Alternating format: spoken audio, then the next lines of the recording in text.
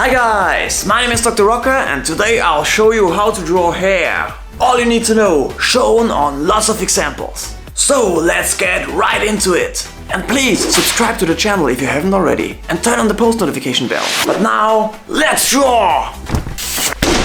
First you need to know some basics. When you draw hair, you don't need to draw every single one. Just draw strands of hair. And when you do so, avoid to draw them like a worm. Draw them like a ribbon. That looks more natural. The overall shape should always be an S. Even when drawing short hair or a beard. You can also practice some shapes like these to get a feeling for different strands of hair. And it's nice to get warmed up before you do an actual drawing of hair. When you are about to start to put hair on a head you have drawn, you can try to organize the overall big shapes in a really quick sketch and then start to work on the details. There are 3 major zones on the head for hair growth: the sides, the top and the back. The hairline is about here. When you want your male character to look a bit older, you can use a receding hairline. And if you lose the top hair completely, you got yourself a grandpa. You can use any reference you can find on the internet and try to figure out the main shapes from the overall strands of hair, like I'm showing you right now on my iPad with the Procreate app. Okay, I think we covered all the basics. Now we will dive in deeper. Let's start with females. And in particular, we are starting off with a quite common drawing of long hair. You can see I started off with some overall shapes for a sketch, and on top of that I'm using smaller strands of hair for a floating haircut. When you are drawing very long hair, like I'm doing in this example, the hair gets too heavy to flow around, so it's kinda sticking to the body. When you draw long hair in the wind, it adds a lot of dramatic effect, which is awesome. Just make sure to make all the strands bend in the same direction. And you can allow some small strands to whip in the wind. When you draw braids, you can try to figure out how it works with the 3 strings that are actually in a braid. Or you just follow my lead with this pattern, which looks pretty cool. I think that's enough. A ponytail is quite simple, but only worth to draw from the side profile. Just make sure that the hair sits on the head and that there's enough space between the skull line and the end of the hair. Which is actually very important for all of the hairstyles we are drawing today. This is a sketch of curly hair with a lot of volume. And even here with these small segments, you can see I'm almost always using S-shaped ribbons. The next 2 drawings will be bangs. The first one is very voluminous. That's why I'm using those mid-sized shapes. A hairdryer has been involved. And these are a bit more straight with longer top hair. You can experiment a lot with bangs. You can make them quite short or really long, even go a little bit over the eyes. Just try it out. Some cool looks could be right around the corner, like the one I'm presenting just here. This is a mixture with kinda long bangs and some braids. I think it looks pretty cool. And should you strive for even more volume, then you could pursue a look of a Disney princess. Even with just the base shapes you can see they have hair for 5 people.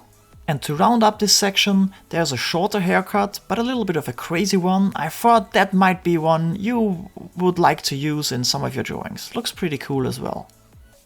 Now I want to show you how long hair looks underwater or in an energy field.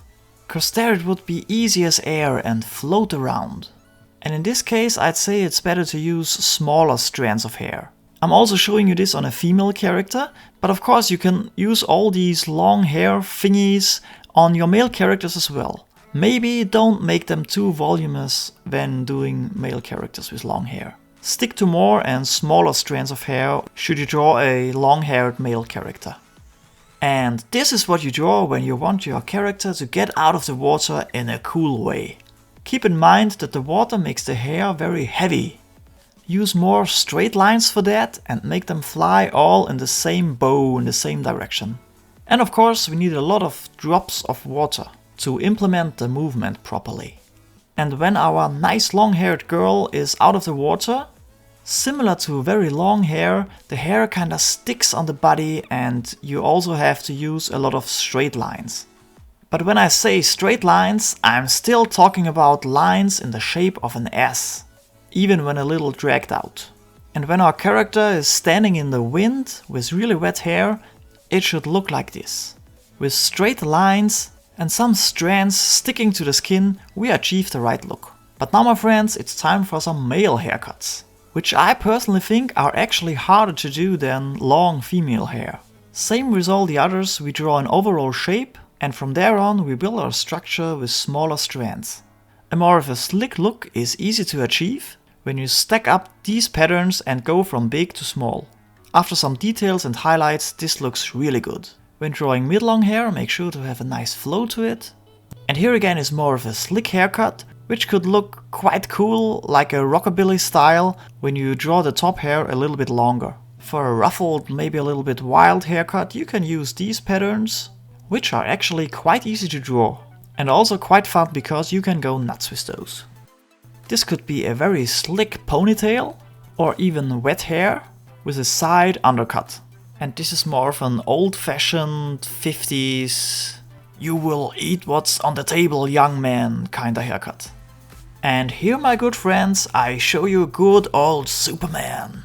A very important haircut, because besides of the lock in front of the Superman's forehead, you can use this one for a lot of characters. Which is the reason I'm showing you some highlights as well, although it's just a quick sketch. And to round up the male section, a big afro is in order. Very cool haircut. Besides of the hairline on your head, you can use some different hairlines for defining the beard. The coolest one is a big mustache, no questions asked. And you can see even in the small hairlines of the beard, I'm drawing small S shapes. When drawing a full beard, you just continue after a mustache and don't forget to draw the underlip. Otherwise your character might look toothless. And when you continue with a line from the main beard, you can even draw in some braids if you want. Might be especially fitting with a Viking. When you want to draw a stubble or a 3-day beard, you define the space for all these little hairs and systematically draw them in. But don't go too straight with those patterns, otherwise it might look artificial. Those have been a lot of sketches. I put quite a lot of work in this tutorial, so if you want to give something back, please share my video on social media, Instagram, Facebook, you name it. That would help me out immensely. Thank you! But we do not stop here, cause now I will show you on a male and female character how it's done properly. Let's go! As you can see, I already defined the light source, which is coming from the upper left side, with all the shadings on the face. To begin with the haircut, I slightly drew in the overall form, and then I sketched out the smaller patterns. Traced it again with some line weight, and now drawing in all the strong blacks. The light source produces a pretty strong reflection on the hair, but only where it hits the head the most. On our character's left side of his head, you will only find some small highlights. It's basically a negative space drawing, and every strand of hair throws a shadow on the one beneath it. The construction of the long flowing hair from our female character takes a bit longer. But same as in the sketches before, I defined the overall big shapes, then I divided those in smaller strands of hair, which I drew in S-shaped and in the form of ribbons. I know I've said that a couple of times already, but I think I can't elucidate that enough. Already going in with the line weight, and if you want your lines to look nice and clean, make sure to draw the thin strands of hair first. I mean those which are crossing the other lines, because then all the other lines can run into the line of the thin strand of hair, which is above them all.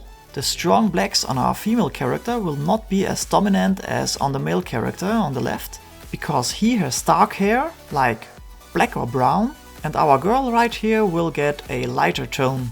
She might be blonde, brunette or a redhead. But still, even lighter hair throws a shadow. We use the same light source as with our male character, which means the light is coming from the upper left. So basically all the strands of hair are a little bit darker on the right side. And the hair you can see underneath her chin is almost blackened out, because not much light will reach this area. And all we have to do now is adding some hatching lines. You can also add some hatching lines on the drawing of the male character, but I wanted his hair to look a little bit greasy, so I skipped them completely. But when drawing long hair, you need to hatch them a bit. This way it looks way more natural and hair-like. Don't do cross-hatching though. Only hatching lines in the same direction as the hair flows. And by the way, you will be able to find all of these drawings on my Instagram account, so you can use them for reference. Even all the small sketches from before. Link in description. Okay people, we are done! That was a lot of fun, but also quite some work. I hope you have been able to take everything in and will have no troubles to draw any kind of haircut or hair from now on. But that's it for today's video, guys. Let me know down in the comments if you have any special requests for a tutorial I could do. And other than that, I would like you to go and watch this video now. That's where I'll show you how to draw veins and folds. Also a very cool video. Check it out, you will learn a lot as well there. And please don't forget to subscribe and turn on the post notification bell so you won't miss out on any of my future tutorials. But now, my friends, see you here.